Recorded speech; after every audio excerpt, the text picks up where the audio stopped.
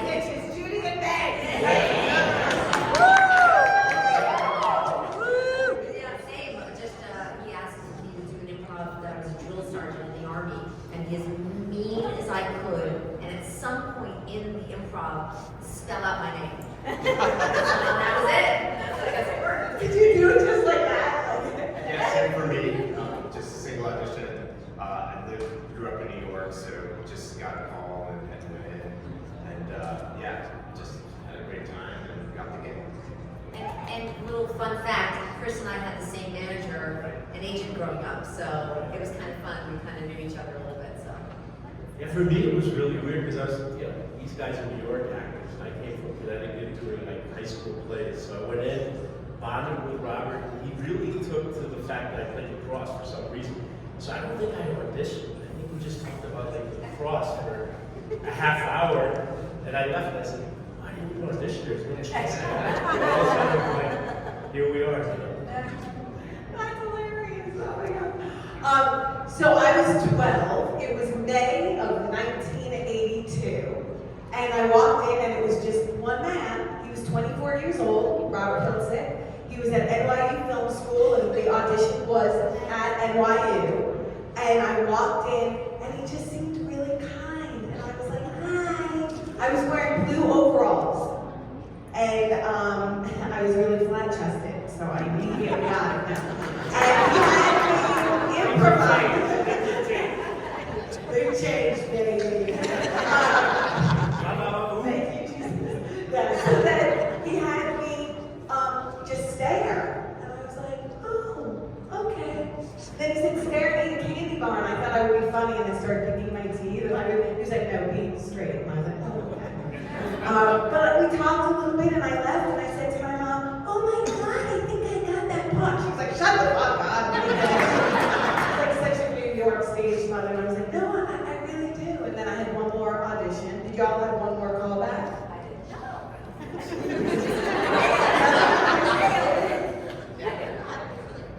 Because my callback was to be on the beach running from my boyfriend. I like that. Yeah, it was fun. It was a great audition, and I loved Robert Hiltzik. What were some of the biggest challenges of filming Sleepaway Camp? The flies. I did the weather a little bit because it was upstate New York and it started getting into fall and it was cold, especially if you had to do stuff by the water, by the lake. Yeah. And I just always remember every time poor Johnny Dunn had to go in the water for the canoe scene, right? And it was so cold. And he came out of he had cut his, I don't know if people know that, he cut his hand. Yes. And he had to go to the hospital to get stitches. So he cut his hand in that scene. And he comes out of the water and he comes over to me and he goes, and the wardrobe people put him in big blankets and he was just all over. And he goes, I have shrinkage. He goes, the water's so cold, I'm shrinking. I don't want the wardrobe people like to think that you're shrinking. Like everybody knows you go in cold water. And I had the scene afterwards, and I was doing it with extras from the area, right? So they were all standing around with big farm boys, and I push them in the water, and Johnny's still standing there, and these guys come out of the water literally dragging their penises behind them. I just remember seeing Johnny Dunn's face, he was so embarrassed. That was for me, that was the best part. I don't remember the shrinkage part, but it was cold. That I do remember. And we all know where's the biggest penis on That's set. hilarious. The obstacles of Sleepaway Camp. Small penises. I know that's what my problem was then. He's on the check on Instagram too. So you guys, any others?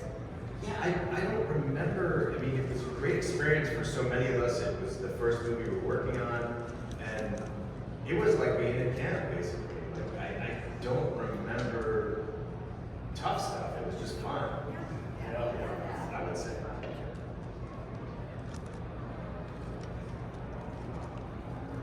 I do remember those flies. I will say, like, we actually ate in the rec hall. So when you watch the movie again, there's beautiful tape strips of tape with 3,000 flies attached to them. And we ate in that kitchen with those flies. It was so gross. But I had no problem eating the Fraunhofer chocolate chip cookies, and I ate so many that my ass is huge. When I come, they pull me out of the water. I'm like, and there's my ass. I ate my cookies. I was going to say challenges wearing a bikini. Just thinking about your ass, it's like, we're all like teenagers, so self-conscious of our bodies. It's like, you know, but. Remember they let us stop by like the Fraunhofer thing. So the runners like were driving back to the hotel, and we had a hotel that was like two-sided, like a driveway through the middle. And I remember like in my hotel room, I would just open up cabinets and it would just be Fraunhofer. That was like the big. You guys had a lot of beer in your rooms, right? Not me. Well, you did. I was a saint.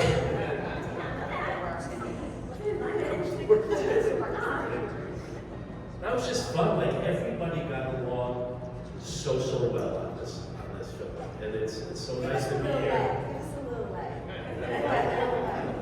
Why are you so fucking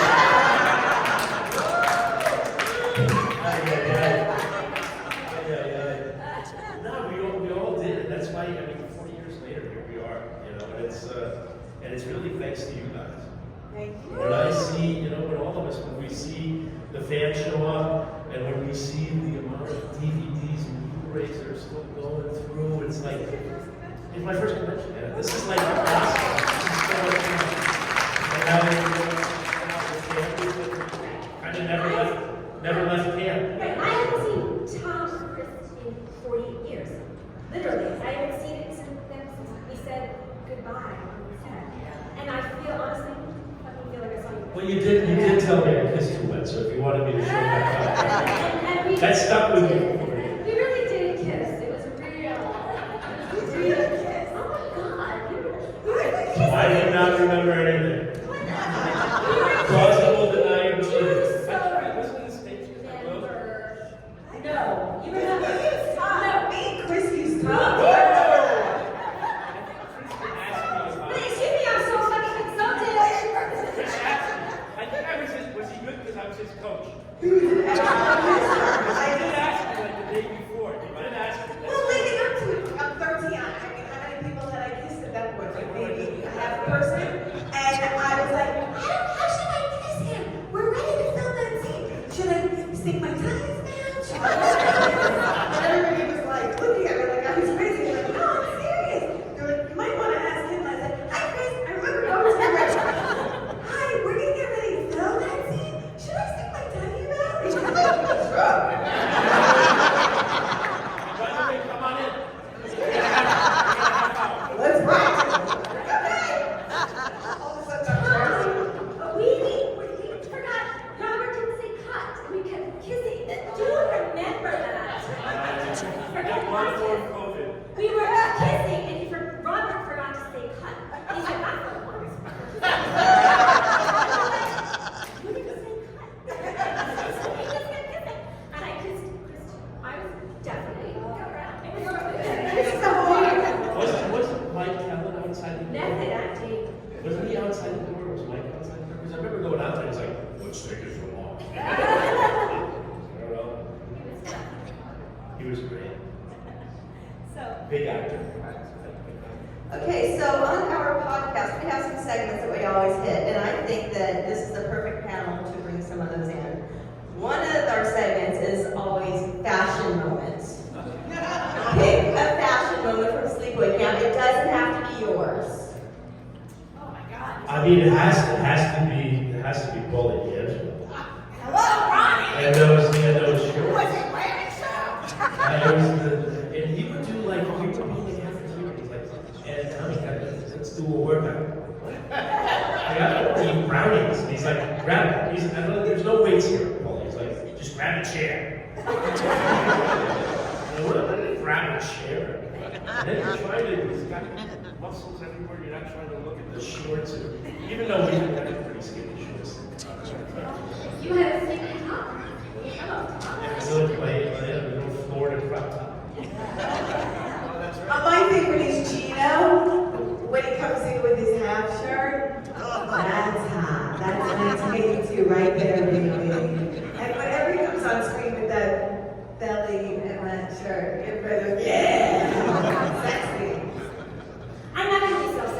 course, my side ponytail.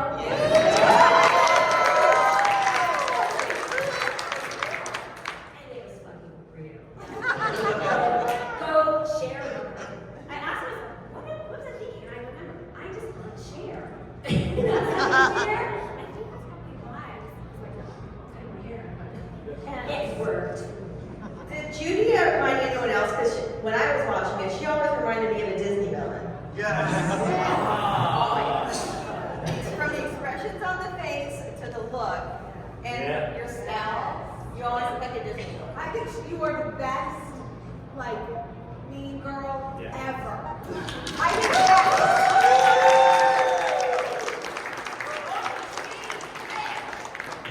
It was so fun to let me be so mean to you. They were all actually, you guys always think that, Felissa does these all the time, and everybody's like, I hear from people, oh, she's so sweet. They were mean. All these women were horrific. They were terrible. They were the biggest bullies. So the guys we were just so sweet. They were just awesome. I was too busy chasing Jonathan Tiersten. I was so madly in love with him. That we dated for like 48 hours. And then he dumped me for one of the volleyball girls that came in, like this hot, sexy, like local girl who came strutting her stuff in her little shorts. And here I am in that awkward outfit with no boobs. Hey, remember me? I can kiss using my tongue.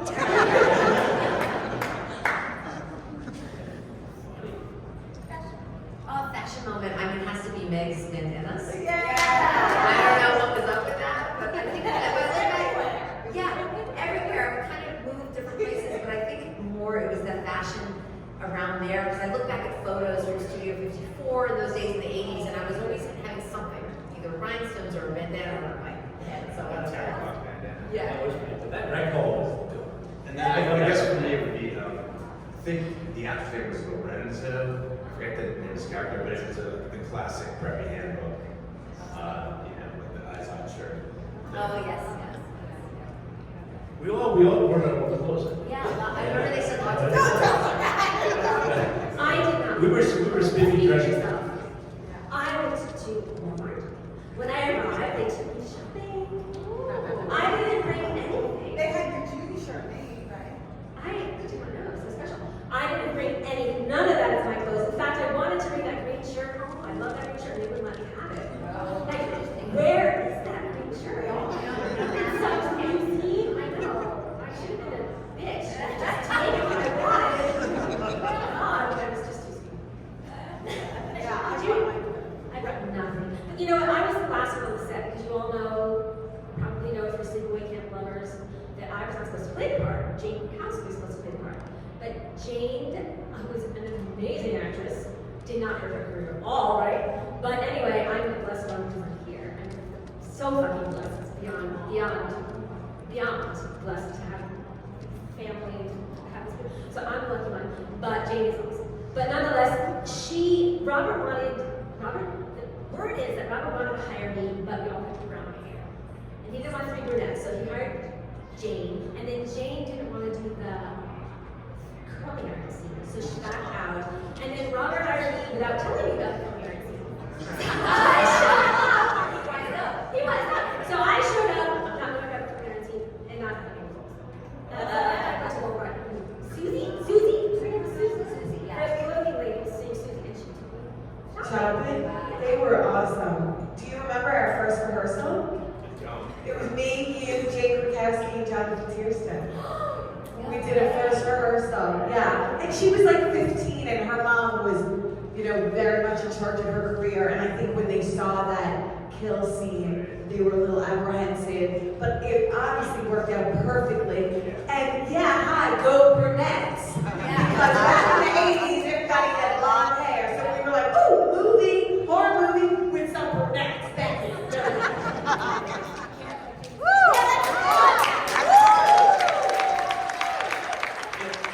I just remember Robert just always cutting costs. So I remember he just comes up to me, he's like, I got an idea. I'm like, what's the idea? He goes, they have the scene with Maurice with the bees. He's like, doing like another head, why don't you just do it? Like, what? He's like, oh, they got like a bee guy and I'm like, they got a bee guy? It's like, oh, you just lay on the floor, you get the bees. I'm like, I'm not doing that. He would always come up with like the weirdest stuff. I mean, how weird, how about the romance between Mike Kelly and and all my children are from Kathy Kelly. Those lips. On-set romance. I'm sorry. That would be Very a attractive. February to November. They call that a February to November. Pretty much, yeah. That's the weirdest relationship I ever saw. This hot 18-year-old counselor and like this 75-year-old owner. I think we had a kiss that they cut out. Like, we didn't actually do it, but I think in the script we were supposed to Did kiss. it say you had that tongue? They Is cut that it out. But I think they cut it out, and maybe didn't quite look right. They did cut out a lot of stuff because in my scene with Chris, he was supposed to unbutton my blouse and fondle my breasts. Whoa! My mom was like, oh my God, you're not doing that. Maybe we do a show, we can redo that scene. Get the cameras out. No, but that's so Everybody funny. pull out video, let's go. We all had Wardrobe. our New York accents just like that. We all like talk like and now we're so funny. But it happened. But we all had Long Island accents. Even the little kids did. Like that, we all you knew where we came from. It comes from Connecticut. I felt so out of place that I adopted one for the movie. Actually, I grew an accent. Angela, why are you so fucked up? Doesn't sound anything like me. You want to feel Thank you. Okay, next question, and then I'll turn it over to the audience. Our next topic on the podcast is epic line. Doesn't have to be your own, but what's your favorite line from the movie? I have the best lines. She did. She had all the just bully mean lines. Why do you have to kiss so wet? I don't think that was in this I script. know. I came flat as a board and he just threw around. Oh, that's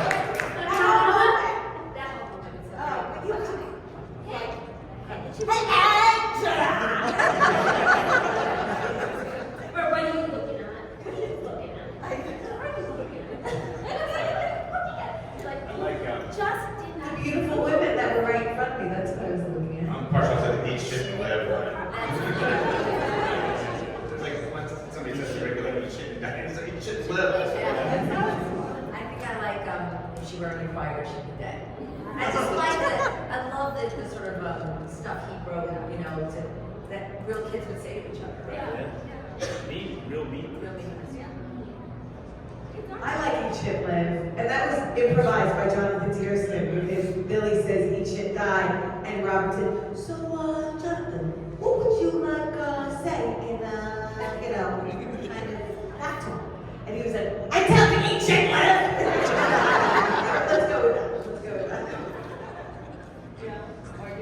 I do. Okay. All right, audience questions. Raise those hands. Come on now! Woo! I know he's not up there yet. This one is for Catherine. Can you talk about filming your death scene in the shower and how you did that? Oh, totally. Yes. Yeah. No. We had about 3 or 4 hours of makeup, special effects makeup on the back, and I had to lie on this mattress. And I had the flu. I had a fever, and my mom actually drove down or took a bus to come and be with me because I had just turned 18. It was sort of my first thing alone, and I didn't know how I was going to get through it. And we were filming all night. And I don't think the water was freezing, but it certainly wasn't warm. And it was not easy. It was not easy. And also, I was wearing a half bathing suit, and they kept seeing it, and they wanted me to pull it down, but there was very specific no nudity in my contract. So I remember before I left, our manager said to me, no matter what they ask you, do not take that bathing suit off. And they were asking, like, can you lower it, lower it? And I was like, no, that's it. And I think there's a quick, you can kind of see it quickly. But then it was just his direction of, I'd never done anything like that, of lean against the wall. He goes, okay, the knife's going in. Now turn to the right and scream, turn to the left and scream. And now it's going down. And so he was talking throughout the whole thing, and I was just responding to what he was saying. But it was the first time I'd ever done anything like that. So I think They pulled it off. Can you hum this song for us? Can you hum this song for us? But then the other thing was, they had a mattress on the floor, so I had to grab on to the shower curtain and fall down. There was no stunt person or anything. And that was all kind of fun. Yeah. Low budget filmmaking, that is best. You're 18, you just throw yourself on the ground, you'll be fine. Zero child labor.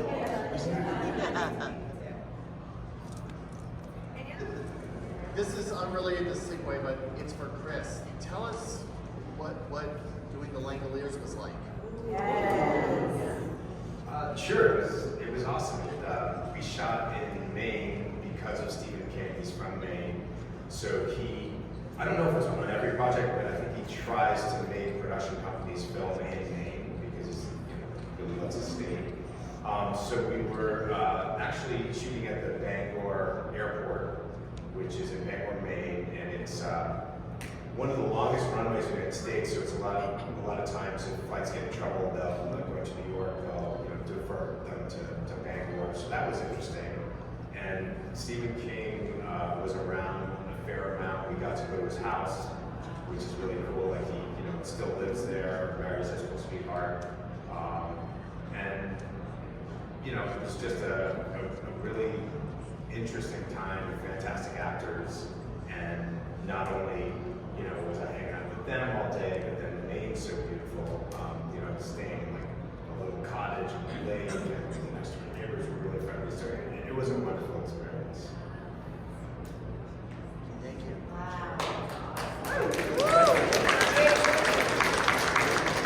Did y'all know about the twist at the end? Like when y'all first were, I guess, picked for the role, did y'all find out like as the movie progressed?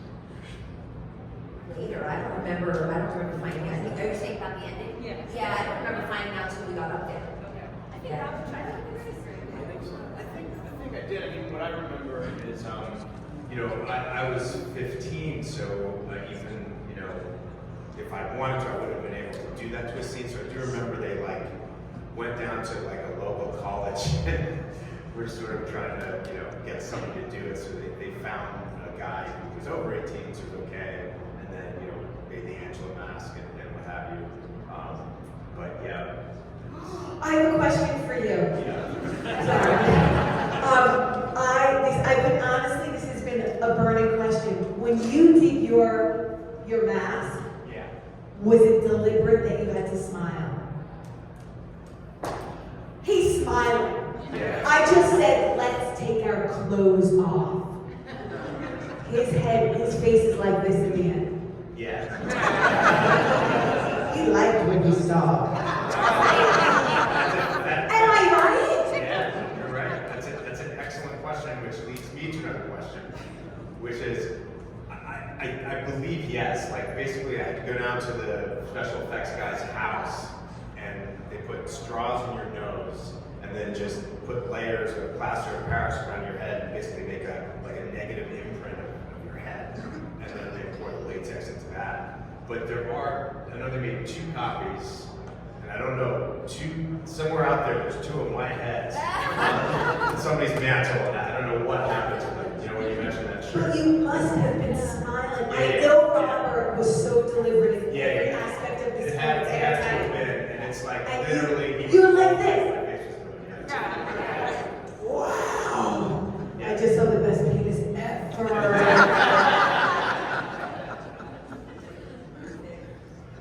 Thank you, Chris, for answering my question. But thanks for bringing it up, because it had to have been, because they literally were making a mold of whatever my head was doing. So yeah. So much of the original props and things. I remember going to Fangoria, the first one, which is when we had that Q&A ages ago, and people came from like Australia, Europe, and they bring in props and they think, wow. With stuff they had. Yeah. So your heads are probably no, like in New Zealand. Somebody's Somebody's got them out there. Yeah. Any other questions? Hi. Do you guys own anything from the movie? Like, do y'all have any of the props in y'all's personal or no? I have one weird thing. So they they did I've been missing it, Chris. use You have it did use me for like one of the shots where we're supposed to be naked. So they had like basically to make it look as naked as possible, I guess, they cut a pair of like Fruit of the Loom underwear, and then we pasted like a maple leaf over it. I do have that thing, so. Okay, this is really weird. It's 1982. I'm 13. I think you were 14, 15. And I know I was pretty naked. Yeah. And they were like, oh, just put a shirt behind your ass. Like, who thought this was a good idea? You're naked, I'm naked. Like, that's so odd. And It was a different era. it definitely was. And I still own my ace bandage that they made for my little teeny boobies. And they made like a little ace bandage so that you couldn't see anything. I really didn't have anything to show, but I still have it. Different era or Weinstein movie.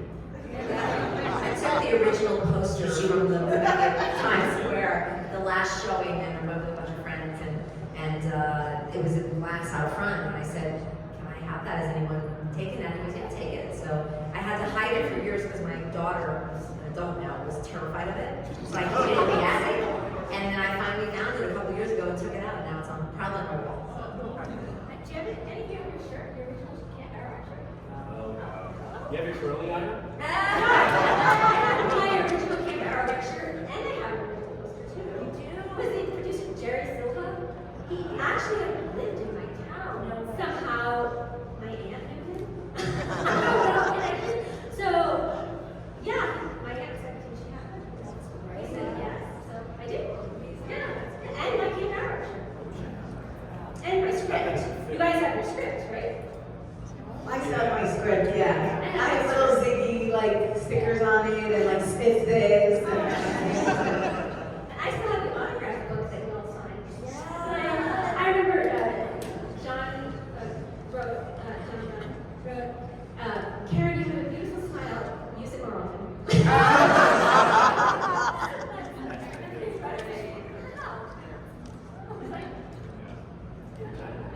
I think there was one in the back. Yeah, there was.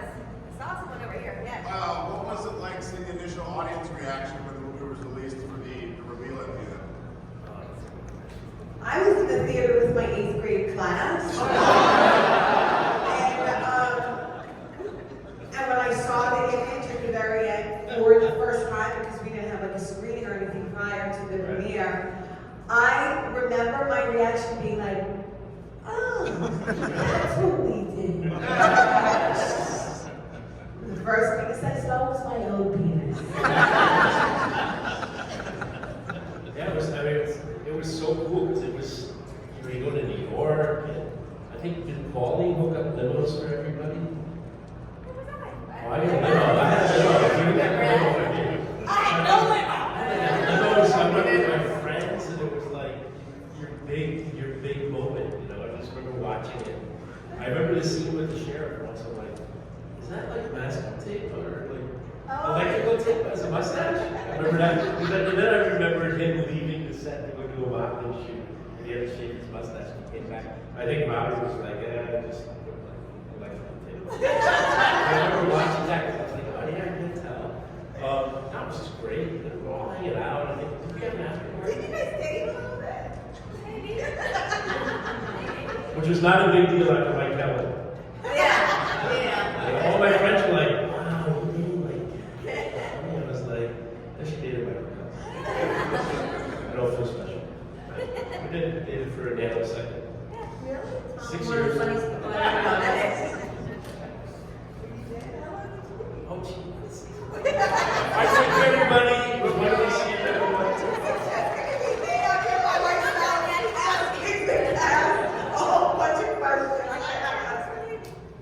Yeah, it was awesome. Did you date anyone? Me? Yeah. I was the best my boyfriend. Oh, you had a boyfriend. Well, for me, it was kind of weird because I think it was John Dunn fixed us up. Because there was a very gorgeous guy on set. Went to like an Ivy school, Rick Andrew. Rick, yeah. Tall, handsome, articulate. Yeah. And he loved he was in love with Catherine. So he was trying, and he just passed away. So Yeah. yeah, a couple of years ago. So which was sad. And he was trying to get with Catherine, and so I was trying to fix him up. John Dell was trying to fix him up, and then finally John Dell was like, "You're an idiot. She likes you." Yeah. I wouldn't like me compared to him. Why don't you like me? I like the funny cute guy. And we did.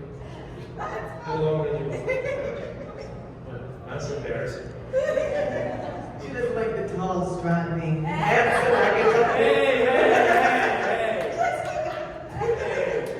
You know, like, Always go for the funny guy, makes you laugh. we answer the question on this side yet? What was it like after the movie was released for you? The ending, was that it? No, what was it like for you in your personal life after the movie was released? It was for me. I was doing a soap at the time, and then was doing some theater and everything. So for me, it was. It was exciting to be part of it. They were like, "Oh, you're like Jamie Lee Curtis. You're gonna be in a horror film. It's so exciting." So people were very excited. I did another one right afterwards. So it was thrilling to see the poster on the sides of buses. And it was my first big feature film. It was incredibly exciting. And back then, it was really difficult to do both. Either you were in TV or you were in movies, and sort of the ultimate goal was always movies. So that was that was the stepping stone. Nowadays, you can do both as an actor, and it's encouraged. Movie actors now want to do TV because that's where the best scripts are and stuff. So it was different back then. You had to choose sort of what you're doing. And Paul D'Angelo also did that one that you did. Yes, Silent Madness right after. Silent Madness! I remember because the weekend it came out, I think it opened up against like Yent. Yento! Yes. And I remember seeing like We held our own. yeah, I remember seeing like the box office. I'm like, we beat Yent. I don't know if that's a big deal, but in New York, I think it's a big deal. But I was like, opening weekend, it was like 11 million. Hi.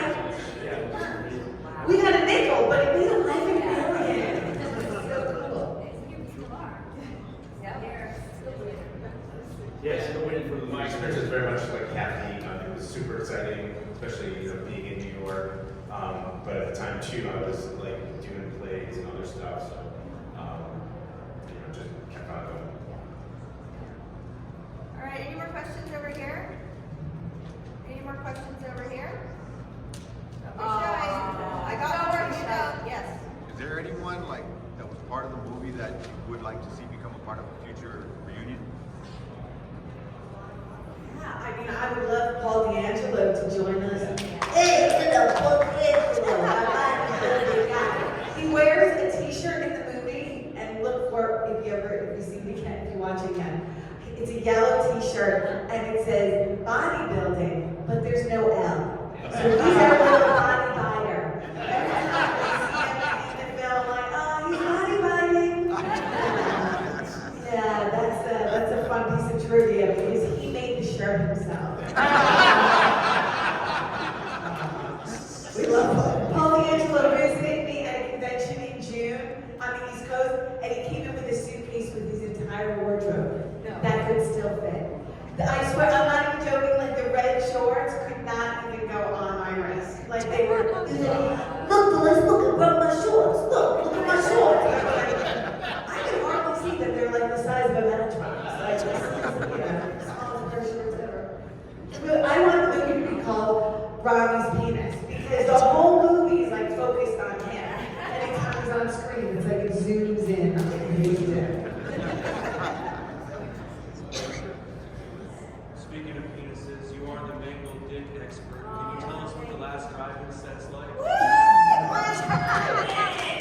Do we all love Joe Bob Briggs? I love being on that show, and being on that set is exactly what it seems. It is just pure joy and fun. Has anyone seen the Valentine's Day special? I don't know why they had me say I've been married 6 times. I was like, what is this script? What character are you making me into? It's so fun. I love being his mangled dick expert. Season 5 is coming, and I'm so proud to say that I will be involved a lot more. There are skits, and it's just a joy. I love the whole cast and crew, and I'm so grateful to be a part of that amazing show. I love Shudder. They're great. Yay, Shudder!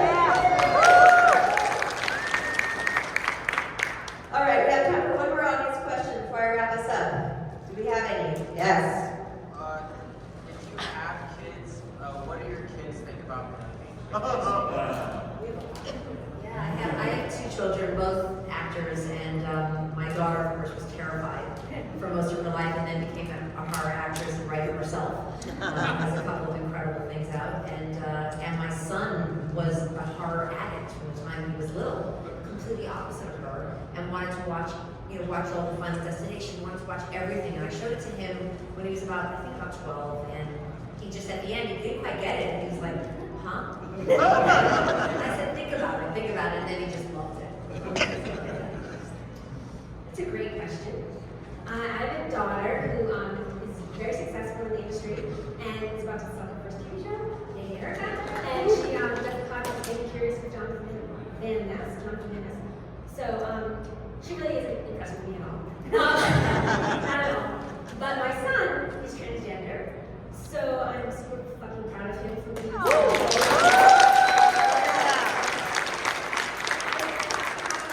share that with him. I'm happy that you asked that question. So he and his friends think it's awesome. I'm also a suicide prevention counselor volunteer for LGBTQ youth and transgender youth, and I actually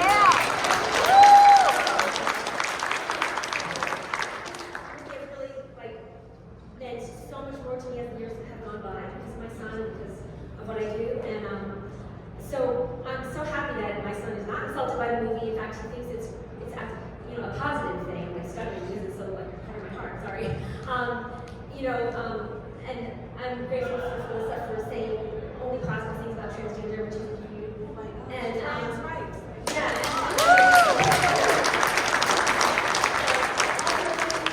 Las Vegas, Nevada. Thank you for voting for. You have a beautiful state and great laws, and I really appreciate that for transgender rights.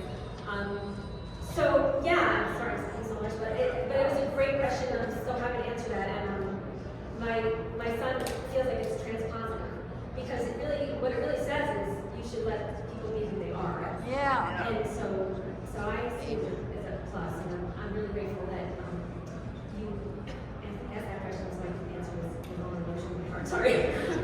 Yeah.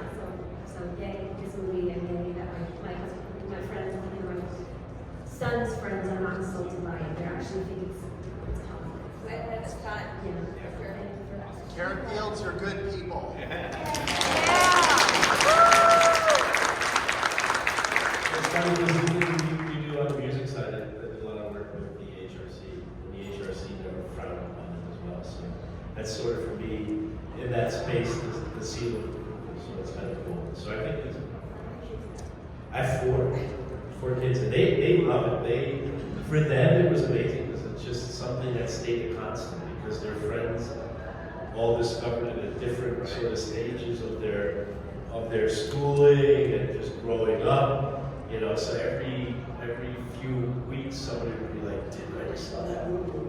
Or that movie was so cool. So for them, it's been such a big part of their lives. And my oldest just had his first drive at Little Fields, and it's crazy because that's going to just keep on because of just you guys. You're just awesome. It's going to be something the next generation grows up with. So we really, really, really, I can't say enough. I really appreciate you guys very, very much. Yeah, And thank you so much for being such loyal fans. It is really cool to be involved with something that goes now through to a new generation.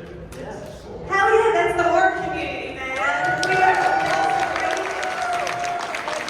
people in the world. I wish the entire world could take a page out of our community and emulate the same kindness and inclusivity, because we would be so much greater if it were like this. So thank you. We Thank you so much. appreciate it. Yeah, and I just want to say also about the movie, the fact that you're here for 40 years.